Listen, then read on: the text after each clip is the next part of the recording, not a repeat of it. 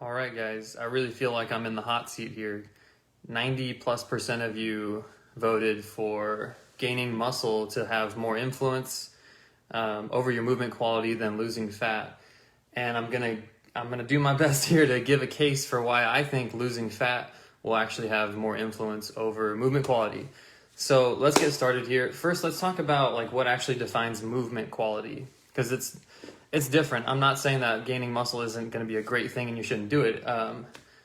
But let's get a little bit more specific about the words that we're using. So think about movement quality as movement variability, like the ability to express a lot of different postures and movements, and basically the ability to do a bunch of different tasks and have access to the full ranges of motion of your joints. Pat Davidson is a trainer I follow, and he put it really well. He said that, this is loosely what he said, that good posture is the ability to breathe while expressing the ability to get in and out of a bunch of different types of positions, basically. And so when I talk about movement quality, that's what I'm talking about, like being able to access all the ranges of motion of your skeleton. And so I believe that fat loss is going to have, especially visceral fat, is going to have more influence over movement quality because of the effects of the ability to access the ranges of the thorax, the rib cage and the pelvis and the spine. If we have too much visceral fat, it is going to lock everything up in the system. And so I want to get into more detail about this. And I want to make an argument for gaining muscle too, and why that's really important and why we should be doing that. But I want you to see kind of both sides of why we're doing what we're doing. So, and that conversation is more about resilience and building more resilience in the body, not necessarily just movement quality. So, number one, muscle mass isn't always an indicator of movement quality. And you can actually make a case that there are people who have so much muscle mass that it's affected their movement quality. Think about somebody who's like the big steroid bodybuilder people who can barely scratch their back. Like they're trading gaining a lot of muscle. They're probably very resilient. They're very strong, but it is affecting their movement quality. That's an extreme case, right? One really cool thing about movement quality is that we can see gains really fast, and you're going to see neurological strength gains much faster than building muscle. So within a few weeks, many of my clients will see big changes in their posture and even their strength numbers in the gym, because your brain and your nervous system are going to adapt way faster than the tissues. Like it takes a lot of time to build muscle, and it's a lot of work, and there's a lot of other factors that go into building muscle mass. And so that's point number two. And then the third point, movement quality can be sacrificed for performance. I think I talked about it in one of the videos where, I've seen people rounding their back to hit max lifts and stuff, and they build a tolerance to it and they build resilience to being able to do that. You think about most sports, people will develop compensations, and athletes are some of the best compensators so that they can get the job done on the court, on the field, whatever it is. You guys can scratch, yeah, Dan's really strong guy. So that we can sacrifice movement quality for performance, and that's okay. It's not always necessarily a bad thing. It's just, what do we want, right? What do we want to train and what do we want to do? So ultimately, the orientation of our skeleton is going to give us more insight into movement quality.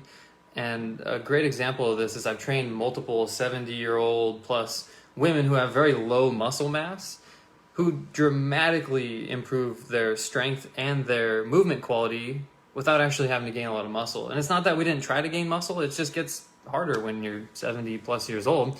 And there's a lot of other factors that go into building muscle. And as I mentioned before, if we can improve that starting position of the rib cage and the pelvis and the spine, that's going to have a huge influence over movement quality. It can be the difference between getting people to touch their toes in a couple sessions, but if they have a lot of visceral fat in the way, it's going to be pretty hard to access those ranges until we take care of that first.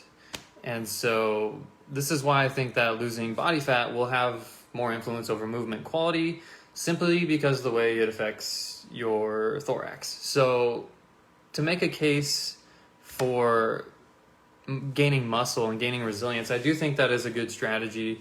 And so let's go on the extremes of these two things. Let's say I have somebody who comes in with lower back pain.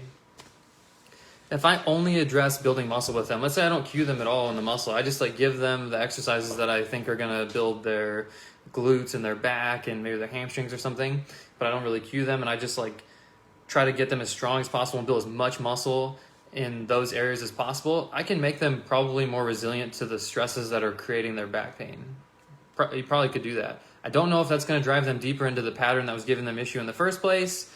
Who really knows? Like, this is a very hypothetical question, but I hear it all the time. People, they're like, yeah, my back hurts, so I started doing more back extensions. Now it doesn't hurt anymore. So they've gotten stronger.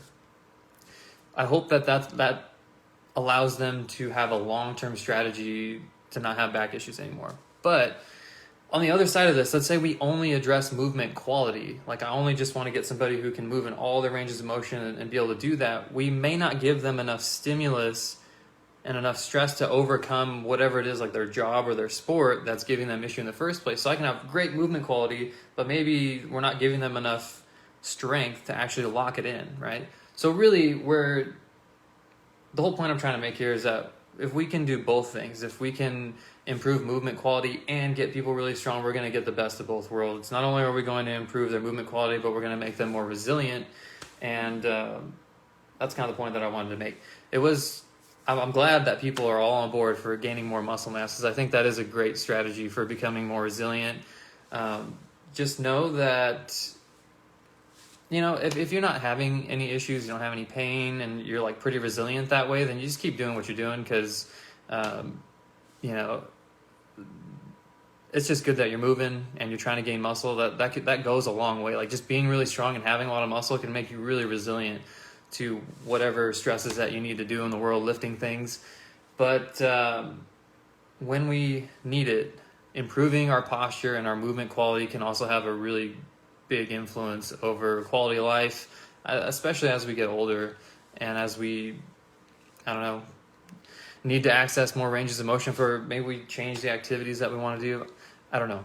But from my experience, it literally, somebody who couldn't touch their toes, they lose their belly, all of a sudden they can. Like, losing body fat goes a long way. So I hope this didn't ruffle your feathers too much, and I hope you can appreciate why I'm voting body fat as being the influence over gaining muscle. So I haven't thought of another round. I got to come up with something good for the next round of voting. This has been really fun, and getting more comments from you guys. You guys seem to be enjoying the videos, so I'm going to keep them going. But for now, I'll leave you with that. If you have any questions or arguments, comment below. And like I said, I'm always happy to hear your point of view. And that's the whole point of this, is that it's not so black and white. It is gray, and it's sparking more conversation. So hope you all had a good weekend. Have a good Sunday night here, and I will be talking to you soon.